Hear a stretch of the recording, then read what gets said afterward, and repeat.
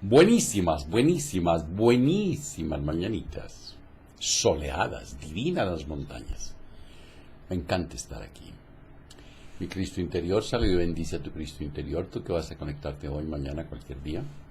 Y también el de aquellos que queriendo conectarse no pueden. Hoy es jueves 7 de julio de 2016. El programa es el número 1268. Que el espíritu de sabiduría descienda sobre nosotros todos y nos ilumine. A mí para decir lo que debo decir, a ustedes para comprenderlo. Gracias por sus correos, gracias por lo que en ellos escriben, gracias por sus manifestaciones y buenos deseos de bienestar y salud para conmigo. Gracias, gracias.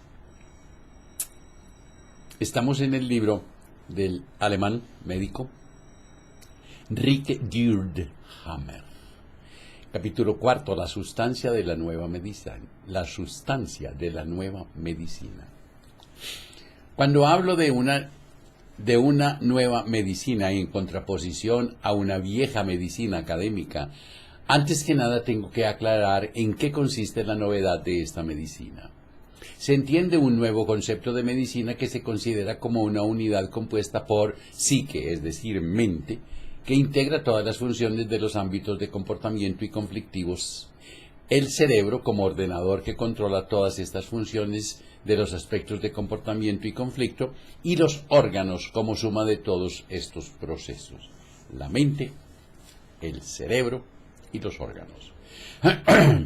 De hecho, la cuestión es naturalmente todavía más complicada, porque nuestro cerebro ordenador gobierna al programador, la mente, y por lo tanto a sí mismo.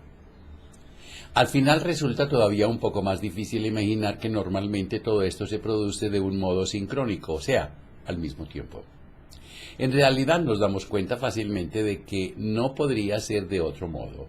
Más incomprensible es el hecho de que la denominada medicina moderna se haya dedicado siempre únicamente a los órganos, como un aprendiz de brujo alrededor de la obra del maestro, con inconsciente ignorancia de la convicción de ser monstruosamente sabio.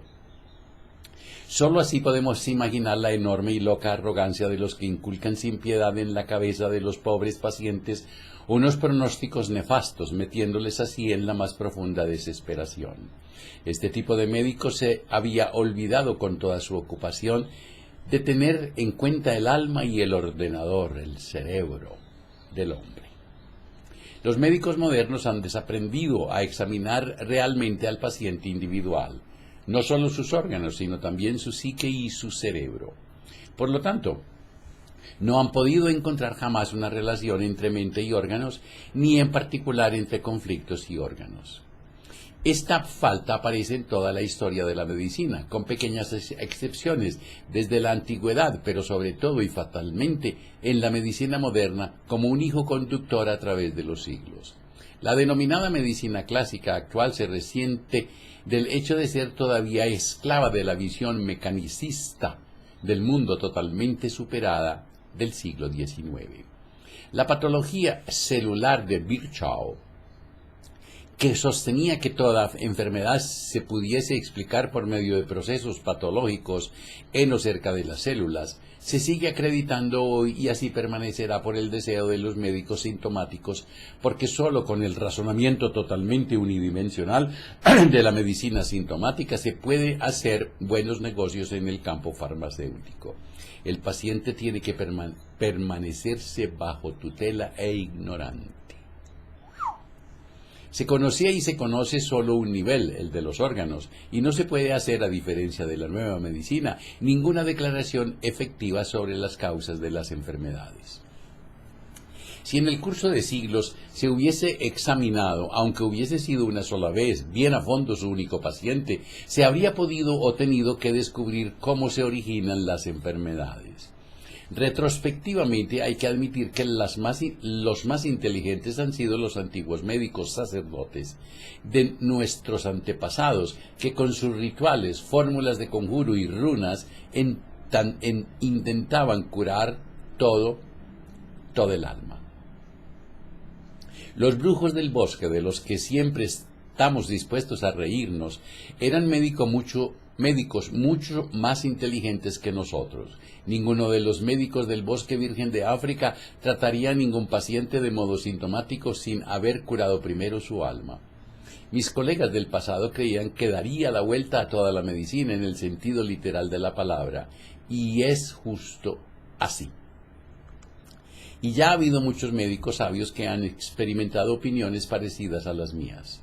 Yo las he recogido en una sistemática, en una forma reproducible y comprobable en cualquier momento, y dado que mis viejos colegas no me han querido ayudar en nada, me he visto obligado a volver a examinar las diferentes enfermedades y todos los detalles relativos. La nueva medicina no abarca solo la relación entre psique, cerebro y órganos, proporciona además las explicaciones embriológico-ontogenéticas, explicando por qué los centros de relé individuales se encuentran en determinados puntos del cerebro. Explica además la relación entre las diferentes hojas embrionales y las distintas formas histológicas tumorales y de tejidos normales.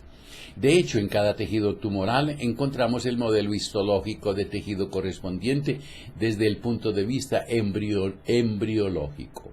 Por lo tanto, cada tejido que deriva de la hoja embrional interna es tejido adenoideo, es decir, que en el caso de enfermedad cancerosa produce un adenocarcinoma. Todo tejido que deriva de la hoja embrional externa, ectodermo, que producirá un carcinoma epitelial en fase de reparación, tiene como manifestación la úlcera del epitelio pavimentoso, porque también el tejido inicial está constituido del epitelio pavimentoso. En la fase de reparación vemos un crecimiento excesivo de cicatrización de los tejidos óseos y conectores, llamada absurdamente con el término negativo sarcoma, aunque en general sea inocuo. Tener en cuenta el aspecto histológico presenta un modo de ver las cosas totalmente nuevo, que por lo que sé no ha sido considerado jamás, aun siendo tan fácil y lógico. En la nueva medicina tenemos dos grandes ámbitos de coordinación. El primer ámbito comprende la correlación entre mente y cerebro y órganos. El segundo, la correlación entre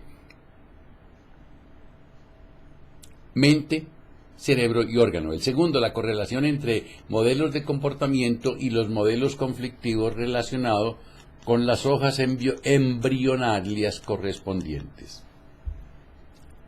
Sin embargo, podemos considerar un tercer ámbito de coordinación más vasto a nivel cósmico y que se compone por una parte de distintos modelos de comportamiento y conflictivos en el sentido más literal, familia, estirpe, manada, grey, y por otra parte el crecimiento y la evolución simbiótica con las otras razas, especies y criaturas del universo durante millones de años.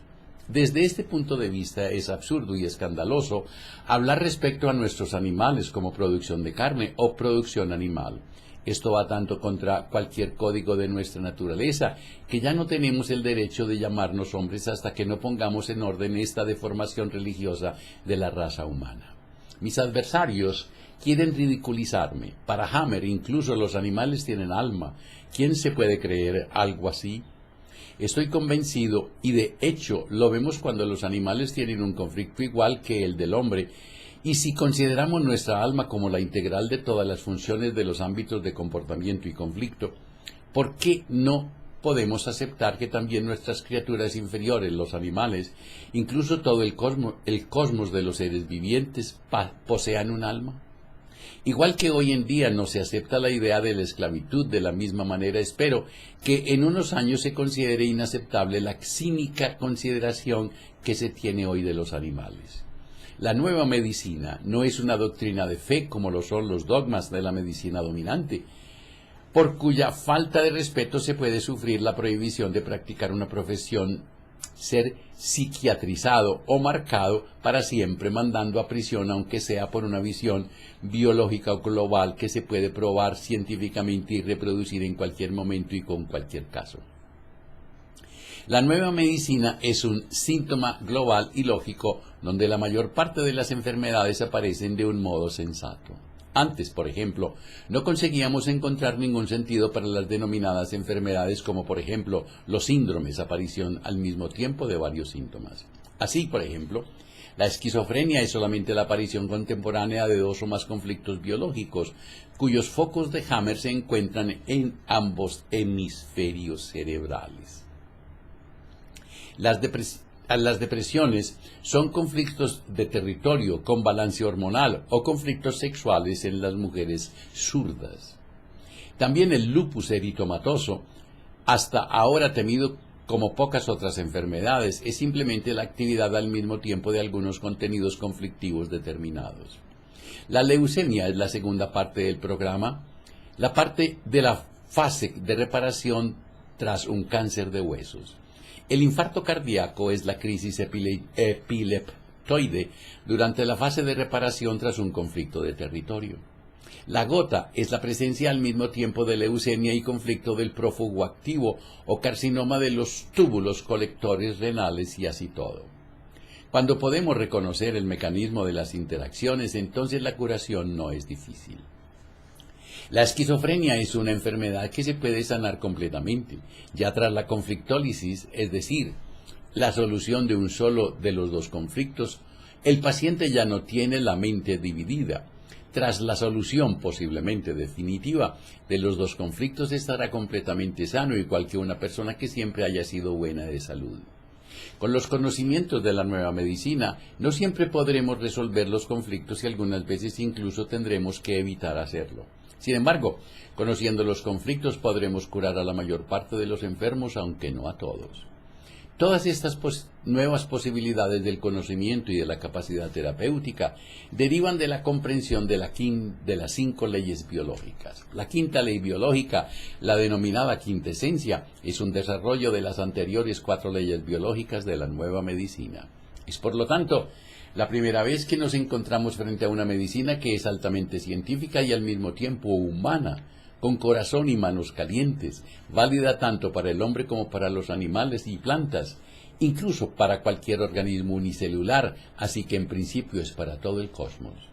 Esto significa que, hoy por primera vez, podemos entender realmente a los otros seres vivientes, los animales y las plantas, en el verdadero sentido de la palabra. Podemos comunicarnos con ellos en el pensamiento, hablar con ellos sin usar palabras. Bien entendido, esta nueva dimensión de la comprensión interanimal e incluso cósmica se basa en leyes científicas naturales reproducibles en todo momento. Seguidamente, añado una tabla en la que he contrapuesto las diferencias más importantes entre la medicina y la medicina clásica. Visión del mundo y visión mecanicista y materialista del mundo del siglo XIX. Parte todavía hoy del presupuesto de que las causas patógenas se encuentran dentro o cerca de la célula de la patología celular de Virchow.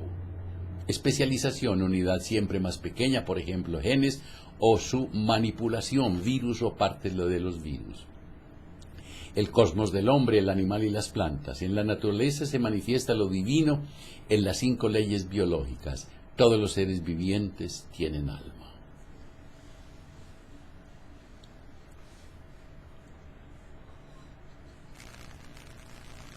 Pidan las memorias, con mucho gusto se las envío a un clic.